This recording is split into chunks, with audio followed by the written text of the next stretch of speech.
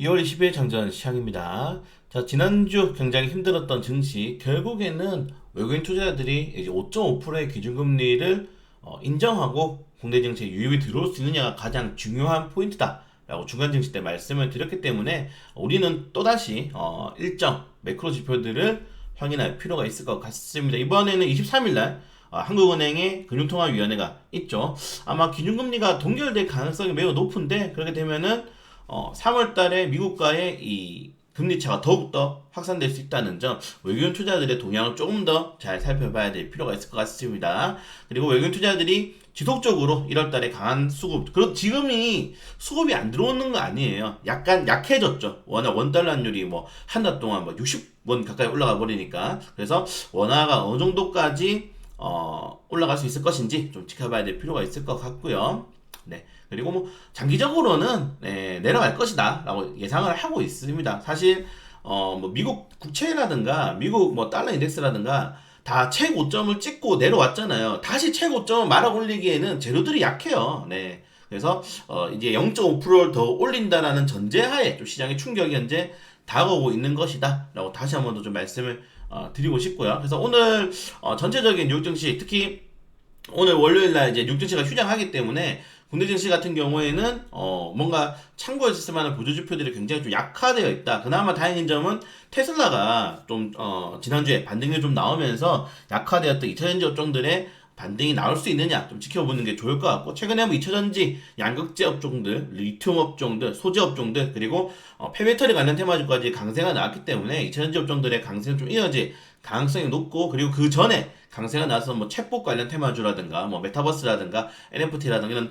기술주 성장주 업종들 같은 경우에는 금리에 굉장히 약한 그런 테마이기 때문에 금리에 좀 영향을 많이 받을 가능성이 높습니다. 그래서 또다시 금리가 뭐 전일 최근에 뭐 10원씩 계속 오르고 있잖아요. 그렇게 된다면은 좀 약세장을 이어갈 가능성이 높으니까 그런 것도 조금 확인하시면 좋을 것 같고, 그래서 뭐 6월까지 세차를 올릴 거다. 0.25% 세차를 올리면 상관이 없습니다. 그러면 우리가 예상했던 금리가 되는 거기 때문에 결국에는 이 모건 스탠리 같은 경우에는 지금이 그래도 기회다. 주가가 떨어질 때. 왜냐면 어차피 우리가 1월 효과에서 봤듯이 금리는 뭐 계속 올릴 수 있는 게 아닙니다. 결론적으로는 한계 라인이 있고, 이 한계 라인이 정해져 있는 만큼 지금이 기회다. 그래서 모건 스탠리 같은 경우에는 주가에 대한 강세를 이야기하고 있고, 배신자 JP 모건 같은 경우에는 이제 계속적으로 변동성이 너무 높아서 이거 볼마켓도 될 수 있다. 갑자기 변동성 때문에 급락이 나올 수 있다. 이 증시가 계속적으로 튀었다가 떨어졌다가 하다 보면은 결론적으로는 투자자들이 너무 높은 변동성을 감당하지 못하고 시장에서 이탈해 버린다는 거죠. 주식시장에서 가장 무서운 게 불확실성. 앞으로 어떻게 될지가 모르는 거니까. 그래서 JP모건 같은 경우에는 지속적으로 시장에 좀 매파적인 시그널을 내고 있다는 점도 보시면 좋을 것 같습니다. 그래서 이번 주에는 뭐 개인 지출이라든가 연준의 의사록이 주목될 가능성이 높은데, 제가 뭐 연준 인사들 같은 경우에는 사실 뭐 다 틀렸죠. 파월 연준장의 거짓말, 제가 지난 주간 증시 때 올려드린 것처럼 다 틀렸기 때문에 일단은 연준 인사들 같은 경우는 무조건 매파적인 발언을 할 수밖에 없습니다. 지금 인플레이션에 잡혔네요. 우리 금리가 우리가 했던 정책이 성공했습니다 하면은 이제 금리 끝났는가 보다 하고 다시 또 사람들이 또 인플레이션을 촉발시킬 수 있는 행위들, 주식을 많이 산다든지 소비를 또 확산적으로 한다든지 이런 것들을 할 수 있기 때문에 매파적인 발언을 할 수밖에 없다는 점들을 꼭 이해하시면 될 것 같고, 그래서 연준의 이런 매파적인 발언들에 좀 시장이 너무 흔들리지는 않았으면 좋을 것 같습니다. 그리고 중간간에 북한이 또 미사일 쐈죠. 네, 그래서 강력 구탄을 하고 있다는 점. 자, 그리고 뭐 러시아가 중국 드론 지속적으로 수입하고, 중국이랑 이란에서 드론 수입하고 있는데, 사실 중국은 근데 원래 드론 최대 수출 국가예요. 네, 뭐 군사용 드론이 아니고 일반 드론을 사가지고 군사용으로 이제 개조하는 거기 때문에. 그리고 뭐 지금 여러분들 우리 사실상 제 3차 세계대전이니까 아시나요?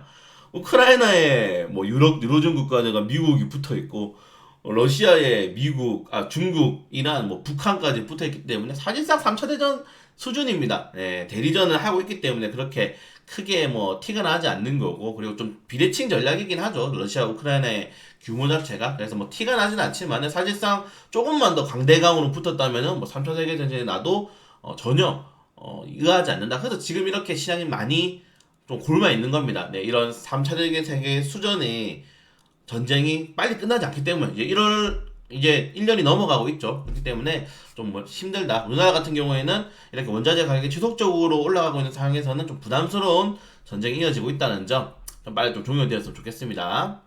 네, 그걸 제외하고 좀 빠르게 넘어가도록 하고, 자, 그래서 요 내용이 또 있어요. 이 경계 둔화를 인정하고 경기 부양책의 필요성이 커진다. 제가 어제도 말씀드렸지만은 부양해도 돼요. 부양하면 우리 밑세대들이 죽어 나가는 겁니다. 저희 작년 5년 동안 한 번도 이런 전기세, 가스세 인상을 한 번도 안 했죠. 그러다 보니까 지금 우리가 5년 뒤에 2배로 맞고 있는 거잖아요. 근데 이걸 또 안 하고 또 밀어. 그러면은 5년 뒤에는 4배로 맞습니다. 네. 그런 것들을 본다면은 사실상 경기부양 정책은 더 이상 하면 안 된다. 제가 어제 민간 가계부채들을 올려드린 것처럼 절대 하면 안 되는 건데 모르겠어요. 이 정치인들이 좀 생각이 없어가지고 네, 좀 빠르게 넘어가도록 하겠습니다.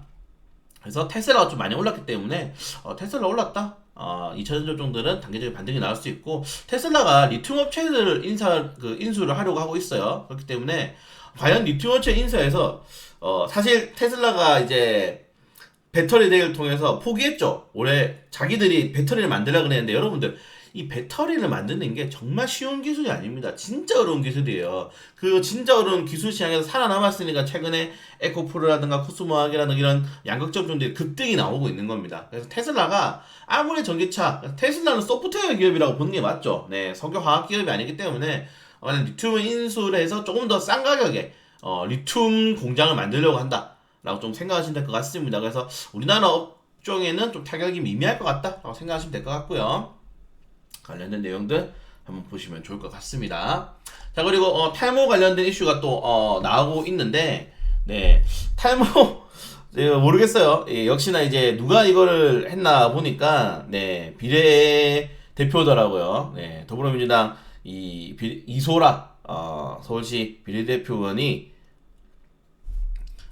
청년들에게 치료비 지원 조례안을 발의를 했습니다. 그래서 실질적으로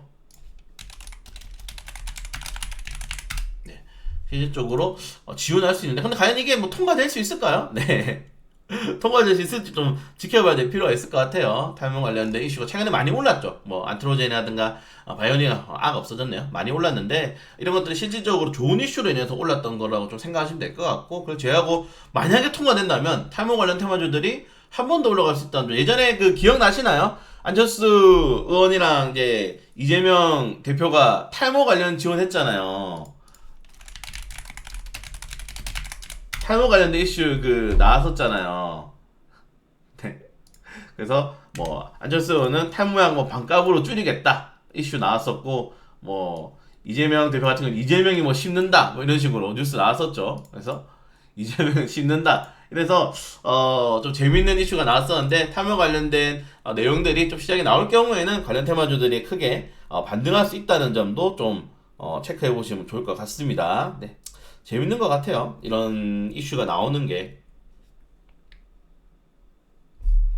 자, 그리고 오늘 뭐 전체적인 이슈는 뭐 큰 이슈가 없을 것 같습니다. 이제 통화정책도 한국의 통화정책 연중 산업을 앞두고 좀 변동성이 높은 시장을 이어갈 가능성이 매우 높다는 점 좀 확인하시면 될 것 같고 최근에 많이 올랐던 종목들이 그래도 이렇게 조정이 좀 나올 수 있는 구간이긴 해요. 그래서 조정이 나올 수 있는 구간들을 좀 늘려해 주셔야 된다 말씀드리고 싶습니다. 좀 오늘 인호진이 상장하기 때문에 또 이쪽으로 수급이 어느 정도 쏠리는지 좀 알아볼 필요가 있을 것 같고요.